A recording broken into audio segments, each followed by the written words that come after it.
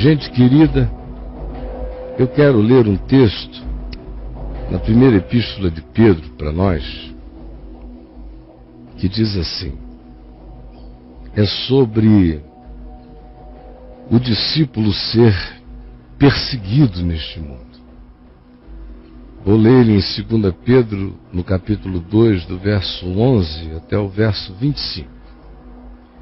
Mas o que me fez ter especialmente vontade de falar rapidamente, muito brevemente, sobre este assunto nesta manhã, foi basicamente o seguinte: é que eu noto nos movimentos de comunicação na internet um espíritozinho de atitude de autovitimização, de perseguição em relação a cristãos. E hoje havia um rapaz muito bom de rosto, de coração me parece também. Deixa eu te sair daqui um pouquinho que tem um sol incidindo, deixa eu ficar mais confortável.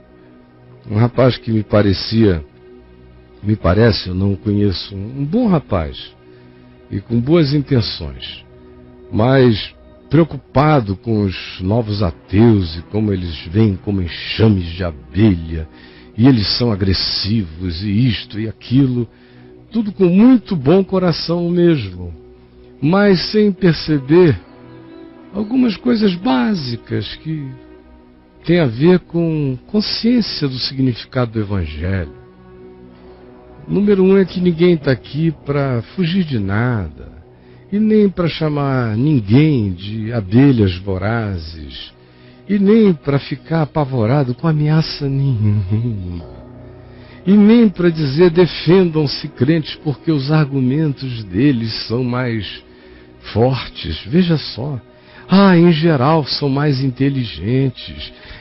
Um monte de coisa absolutamente desnecessária quando o Evangelho entrou no coração de alguém. Isso equivale a algo infinitamente mais forte do que alguém de fora chegar e vir provar para você que você não tem uma mãe, que você não conhece a sua mãe, que você não mamou no peito dela, que você não sabe como é o cheiro da canela dela, do seio dela, do cabelo dela, da orelhinha dela. E com 1000 argumentos para provar que você não conheceu. É tão idiota quando você de fato provou Jesus no coração, quanto dizer, tomem cuidado porque tem um pessoal aí com o poder de provar para vocês que vocês nunca conheceram a mãe de vocês, que essa que ama vocês, que cuida de vocês, é uma miragem, ela não existe, é uma impressão mental. Então é tão tolo quanto ficar preocupado com isso. Quem tem Jesus, tem Jesus. Agora, quem esse pessoalzinho abalar, é porque não conheceu nada do Evangelho. E a segunda coisa a dizer acerca disso é que a maior parte desses neo-ateus são assim como abelhas. Eles têm essa estratégia que molestam tanto os crentes. Sabe por quê? Porque é a estratégia dos crentes. É a mesma. Muitos deles são pessoas que foram para a igreja no início dos anos 90, que viveram aquele boom adolescente, juvenil, de igreja poderosa, igreja das células, igreja dos milagres, igreja das purpurinas, igreja do rock, igreja gospel, igreja isto, igreja tudo. E foram se decepcionando, se desencantando, não passaram da epiderme. Deus para eles é desprezível. O que eles conheceram de Deus os faz pensar como Baudelaire, que disse: se há um Deus, é o diabo. Então, para o diabo ser Deus, é melhor que não haja Deus nenhum. Agora, a estratégia de abordagem é a mesma. Eles aprenderam isso na igreja, a maior parte deles. Por isso é que eles vêm do mesmo modo. E sabe por que eles são mais inteligentes do que os crentes que ficaram? É porque eles, no processo de luta, de conflito, de angústia, eram mais inteligentes e contestaram o absurdo daquilo. E saíram e foram chamados de desviados. E de desviados eles disseram, olha, desviados disso a gente prefere ser ateu disso aí.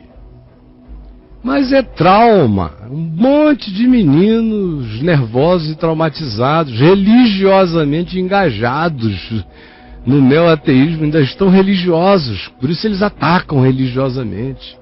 Por isso esse espírito de colmeia venenosa que eles aprenderam onde? Como é o caso também de hoje de manhã, que me enviaram, que lá na Califórnia, uma juíza proibiu as celebrações de Natal com os presépios, com tudo, em praça pública, porque é uma caracterização cristã. E como os Estados Unidos estão se tornando cada vez mais um país politicamente correto, não é politicamente correto privilegiar uma encenação religiosa no meio de milhares de outras numa sociedade democrática e plural. Mas na realidade não é nem essa questão, esse é só o argumento para inglês ver. O fato é que há uma antipatia crescente, galopante no coração dos americanos em relação aos evangélicos, que já foram maioria esmagadora, foram perdendo terreno nos últimos 40 anos. Nos últimos 20 perderam muito, especialmente depois de 25 anos para cá, com Christian Coalition e influência na política. Do Reagan para frente foi uma mistura da igreja evangélica com os republicanos, e radicalismos, e televangelistas, e loucuras, e benirrins, e charlatanismos explícitos, e cerulos, e evasões de divisas, e lavagens de dinheiro, e mentira sobre mentira, o tempo todo, e afirmações de ódio, e ódio contra gay, ódio contra tudo, defendendo um Bush que mandava o país de novo para uma guerra louca, única e exclusivamente porque ele garantia que durante o mandato dele não haveria nenhuma solução para a questão do casamento entre pessoas do mesmo sexo. E aí mandam jovens para a guerra, vão matar gente lá no Iraque. Mas que a gente defenda isso aqui, essas causas que são as mesmas aqui do Brasil hoje em dia, com um cenário parecido, aqui no Brasil até mais grotesco, com menos finesse de apresentação. Esse mesmo cenário gerou um espírito de neo-ateus nos Estados Unidos, de modo que os indivíduos mais anti-evangélicos nos Estados Unidos são os ex-evangélicos, que saíram já há mais tempo nesse fluxo, estão muito mais adiante nessa combatividade, e a daqui não é nada senão a repetição desse mesmo fenômeno com cara tupiniquim. Agora olha aqui para mim, eu disse que a gente ia ler em Pedro, porque aqui em Pedro se fala do sofrimento do discípulo. Se fala do sofrimento legítimo e do sofrimento ilegítimo, do sofrimento com razão de ser e do sofrimento sem razão de ser. Embora também se diga que todos quantos querem viver justa e piedosamente em Cristo Jesus serão perseguidos. Embora se diga que nós somos o bom perfume de Cristo, onde há o verdadeiro evangelho, há aqueles que exalam cheiro de vida para a vida, e há outros que exalam cheiro de morte para a morte. E foi Jesus quem nos disse: se me perseguiram a mim, na mesma escala, no mínimo o mesmo grupo com o mesmo espírito perseguirá também a vocês. E também, como disse o teólogo alemão Dietrich Bonhoeffer, na época da Segunda Guerra Mundial, se nós, discípulos, fôssemos discípulos de Jesus e tão somente discípulos de Jesus, nós veríamos o seguinte, que aqueles que hoje sentam nos templos para nos ouvir, passariam a ser aqueles que nos perseguiriam. E aqueles que hoje estão do lado de fora a nos ridicularizar, seriam os que atentamente assentar-se-iam para nos ouvir. Isto é quando o evangelho pregado é uma perversão do evangelho, manifesta pela vida dos discípulos, que fazem neles mesmos cumprirem com aquilo que Paulo diz escrevendo aos Romanos. Porque o nome de Deus é blasfemado em toda parte por vossa causa. É quando, pelo comportamento, pela vida, pela conduta, pelo espírito indigno do Evangelho, a perseguição é merecida. E a perseguição digna é quando você anda segundo o espírito do amor em Cristo e é perseguido por causa disso. A diferença é gritante, minha gente. Amados, exorto-vos como peregrinos e forasteiros que sois, já que vocês não são daqui, a vos absterdes das paixões carnais que fazem guerra permanente contra a alma. Não entrem no hedonismo, não privilegiem o imediato.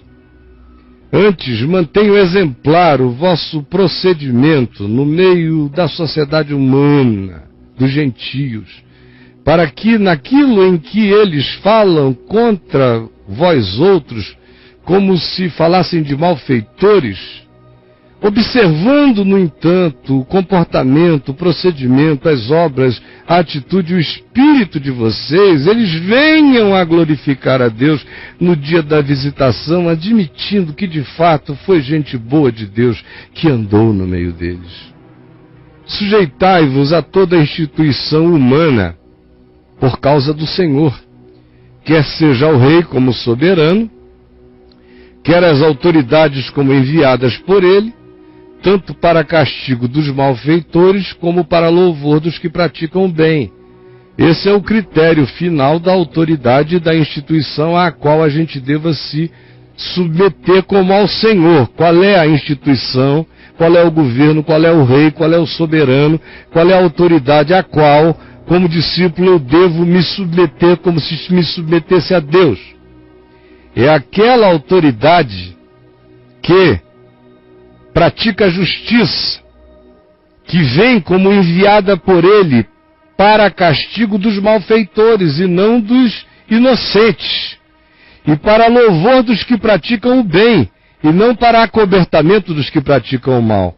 Nesse caso, antes importa obedecer a Deus do que aos homens. E aí, insurgir-me-ei contra a instituição, contra o rei, contra a soberania, contra qualquer que seja a autoridade, porque antes importa obedecer a Deus do que a qualquer homem. E viva com as consequências de tal perseguição, dando glória a Deus por isso, porque assim perseguiram também aos profetas que viveram antes de nós. Porque assim é a vontade de Deus, que pela prática do bem, não da injustiça e nem da chatice, e nem da soberania arbitrária, e nem do moralismo, e nem da gritaria, e nem da vontade de impingir comportamento aos indivíduos de fora para dentro, em nome de Deus e do Evangelho. Para isso existem as autoridades se eles violarem alguma lei. Do contrário, o Evangelho só muda de dentro para fora. E nenhum profeta de Deus se transforma profeta de causas morais. Ele fala das perversões que atingem a consciência humana. O resto é apenas subproduto daquilo que só é mudado se for mudado no coração. Porque assim é a vontade de Deus, que pela prática do bem façais imudecer a ignorância dos insensatos, dos que se levantem contra vocês de maneira ignorante. Como livres que sois, não usando, todavia, a liberdade por pretexto da malícia, do oportunismo, mas, ao contrário, usando a liberdade para viver como servos de Deus, em boa vontade. Tratai a todos com honra. Amai aos irmãos. Temei a Deus. Honrai ao rei. E como Paulo diria, a quem honra, honra. A quem tributo, tributo. A quem dever, dever. É assim que é, no nível da correspondência, das relações humanas e sociais. Nenhum discípulo é um kamikaze, nenhum discípulo é um mal-educado, nenhum discípulo é um ser que, em nome do dogma de qualquer que seja a verdade, trata com desumanidade quem quer que seja. A primeira verdade de alguém que anuncia uma verdade tem que ser a verdade do espírito manso e amoroso e compassivo e misericordioso com o qual tal verdade seja anunciada. Do contrário, ela já sai como um arroto de arrogância que não terá o poder da verdade no coração. Servos, trabalhadores, sede submissos com todo o temor aos vossos patrões, não somente aos bons e cordatos, mas também aos perversos. Aqui era o contexto da escravidão. Hoje você não precisa mais ficar numa empresa com nenhum patrão perverso. Saia. Naquele tempo não podia sair, o cara era escravo, era preso. Então, o conselho é esse: se não dá para resolver, seja sábio. Trate com cordialidade. Agora, se você pode escapar, vá embora. E hoje em dia só fica quem é doente, porque qualquer um pode sair, e mais do que isso, pode até denunciar. Mas se tiver que estar com alguém, esteja com um bom coração, servindo alguém, sirva como ao Senhor, de bom coração, porque isto é grato a Deus. Que muitas vezes alguém até suporte tristezas, sofrendo injustamente algumas coisas por motivo da sua consciência para com Deus. Não porque ele seja um intragável, mas porque ele tem uma consciência e não a negocia. Não com intratabilidade, com tratabilidade, porém com inflexibilidade essencial naquilo que queira tirar-nos do eixo da nossa convicção de ser em Cristo e em Deus. Pois que glória há, se pecando, e por isso sendo esbofeteados, suportais o esbofeteamento com paciência e vos vangloriais dizendo: nós pecamos, somos esbofeteados, mas temos a virtude de aguentar. Se entretanto, quando praticais o bem mesmo, sois igualmente afligidos como se praticasseis o mal, e suportais com paciência, aí sim, isto é grato a Deus. Porquanto para isto fostes chamados, pois que também Cristo sofreu em vosso lugar, deixando-vos o exemplo para seguirdes os seus passos, o qual não cometeu pecado, nem dolo algum se achou em sua boca, nunca falou besteira. Pois ele, a si mesmo, quando ultrajado, não revidava com ultrajar. Você que é. Você vai ver. Quando maltratado, não fazia ameaças de nenhuma natureza, mas entregava-se àquele que julga retamente, sem ser aos gritos, no silêncio do coração, calava-se e dizia: Senhor, está tudo diante de ti, tem misericórdia da ignorância dele. Entregava-se àquele que julga retamente, carregando ele mesmo em seu corpo sobre o madeiro as nossas dores e os nossos pecados, para que nós, mortos aos pecados agora, às paixões que militam na carne, os surtos, as arrogâncias, os narcisismos, nós agora, que em Cristo estejamos e em Cristo nos assumamos pela fé mortos para os pecados, vivamos então para a justiça do reino de Deus. Porque pelas suas chagas nós fomos sarados. O que Pedro está dizendo é: o Evangelho tem que curar a gente. Porque antes estáveis desgarrados como ovelhas, agora, porém, vos convertestes ao bispo e pastor das vossas almas, que é o único mediador entre Deus e os homens, Jesus Cristo, o homem. Aprenda, meu irmão, qual é o caminho do discípulo. Nós vamos a um intervalo edificante para o coração. Eu volto com você daqui a um pouquinho mais. Até já.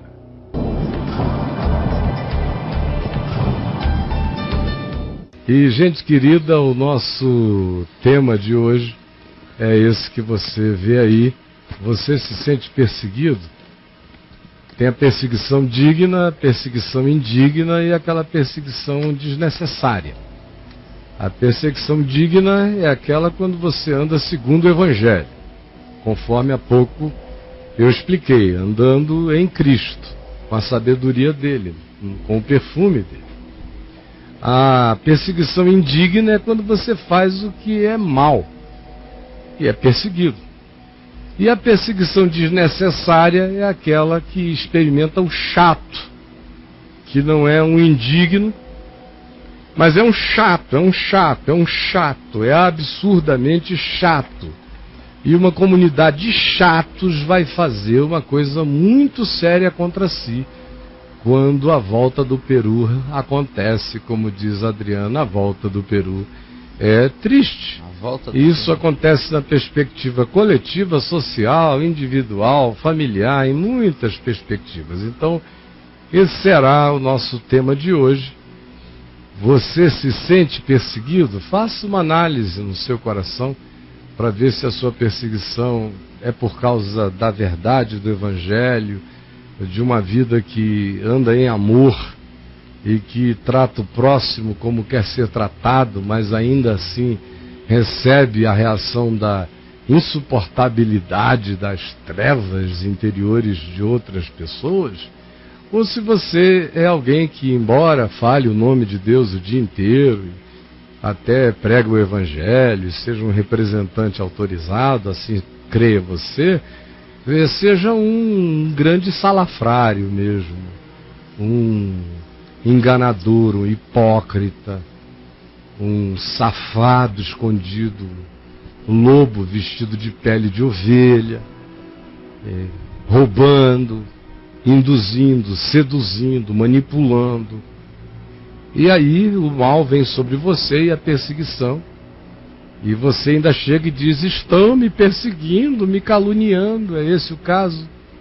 Não se torne uma abominação diante de Deus. Mais vantagem tem aquele que bate no peito e diz: é a minha culpa, é a minha culpa, é minha culpa somente. Se converte, muda de vida. Mas há também aquele indivíduo que é o chato de carteirinha, que sofre daquele surto, que vive aquela espiritualidade de unção de idiotice, unção de burrice, unção de atropelo, unção de estupro psicológico, unção de deseducação, unção de triunfalismo, que se tornam pessoas intragáveis. E depois dizem: meu Deus, estão perseguindo, não suportam a verdade. Essa não é a perseguição acerca da qual Pedro disse: se acontecer com vocês, deem glória a Deus. Essa não é a perseguição sobre a qual Jesus disse: acontecendo com vocês, ergam e levantem a vossa cabeça, a vossa redenção se aproxime, e vocês estão exatamente na companhia dos profetas que viveram antes de vocês. Então, olhe para o coração e me responda: você se sente perseguido? A sua perseguição é digna, indigna, desnecessária ou quem sabe até paranoica? Porque depois de um tempo na religião o indivíduo perde tanto discernimento que todo mundo que não é igual a ele é inimigo dele, todo mundo que não pensa contra ele e como ele espalha. Ele vive, ele se torna um absoluto da verdade, então quem com ele não ajunta espalha. Ele vira um Cristo absoluto para os outros. E quando isso acontece, toda sorte de coisas vem como reação e como reflexo sobre esse indivíduo, e ele ainda geme achando que está sendo perseguido por causa do Evangelho. Não, você está sendo perseguido por ser um religioso fanático, chato, atropelador dos outros, inaguentável, implacável na sua hostilidade contra seres humanos, e você diz que é contra o pecado, mas você odeia pecador e todo mundo que não é igual a você. Então veja se hoje é o dia da sua conversão, dessa doença sair de dentro de você. E também sabendo que vivendo nesse ambiente aí onde tudo é perseguição, até quando a gente faz o que é mal, o cara depois de um tempo fica paranoico, fica esperando perseguição de todos os lados. De modo que tem muita gente que se queixa de perseguição, mas de fato é paranoia. Já desenvolveram aquela mente de complexo de inferioridade, de o povo diferente, ninguém gosta de nós. Foi assim que vocês foram educados. E aí, aonde chegam, está todo mundo vendo, todo mundo olhando, todo mundo já sabe quem vocês são, todo mundo criticando, e vocês vão ficando cada vez mais esquisitoides, aí se separam cada vez mais. Todo mundo olha e diz, mas que gente mais esquisita, será que eles acham que são superiores? Por que eles não se aproximam? E você de lá olha e diz, eles devem estar pensando que eu sou um desses crentinhos, ignorantes, pobrezinhos, feinhos, não sei o que, devem estar pensando tudo de mal de mim, não vou lá não. Aí vai ficando esse abismo miserável, intransponível. E não se cumpre nunca o que Pedro disse, vivam até entre os perversos, com um bom coração, para que, vendo o procedimento de vocês, até os perversos mudem de ideia, olhando o bom comportamento, a atitude, a normalidade, a saúde, o vício de ser em Cristo, vivendo a vida abundante nele. Para isso fomos chamados.